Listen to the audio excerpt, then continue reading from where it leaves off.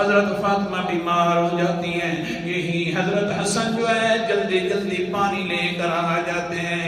حضرت حسین اللہ اکبر کبیرہ نے ہاتھوں کے ساتھ پٹیاں جو ہے وہ ٹھنڈی کر کے حضرت ماں کے جو ہے سر کے اوپر رکھتے ہیں اور کہتے ہیں اللہم شفی اللہم شفی، اللہ جی تو شفا دے دے، میری ماں کو شفا دینے والا ہے تو صرف تو ہے۔ اللہ اکبر کبیرہ۔ حضرت علی رضی اللہ تعالیٰ عنہ نے جب دونوں کے حال کو دیکھا، پیار کو دیکھا، تو یہ بھی کہنے لگے اللہم اذہب الباس واشفی انت شافی لا شفاء الا شفاؤک شفاء لا یغادر سقما۔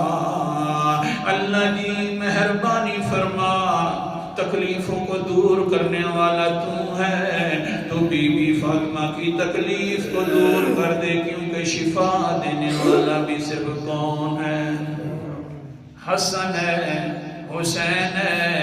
کیوں نہ کہوں کہ اہل بیت ہے، سارا گھرانہ اہل بیت والا ہے، لیکن جس وقت تک اللہ شفا نہ دے، نہ علی مدد کر سکتا ہے، نہ حسن مدد کر سکتا ہے، نہ حسین مدد کر سکتا ہے۔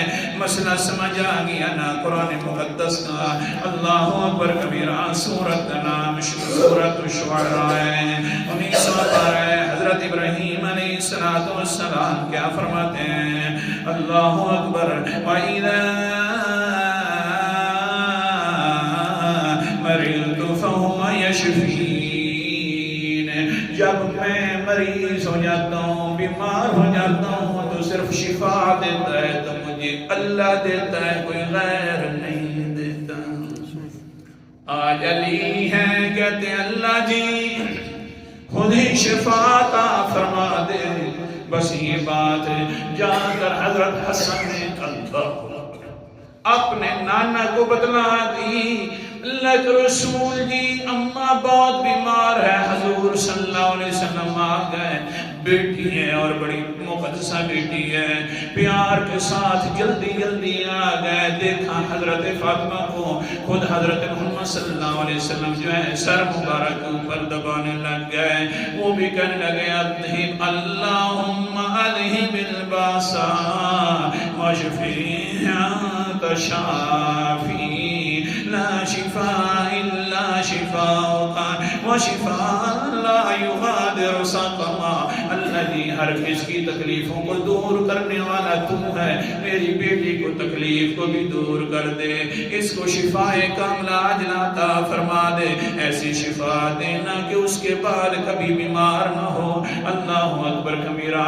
اتنی پریشان ہے کہ پیغمبر علیہ السلام پوچھتے ہیں، ہر وقت زیادہ پوچھنے لگ گئے میرا بیٹا کچھ آرام آیا ہے کہ نہیں آیا؟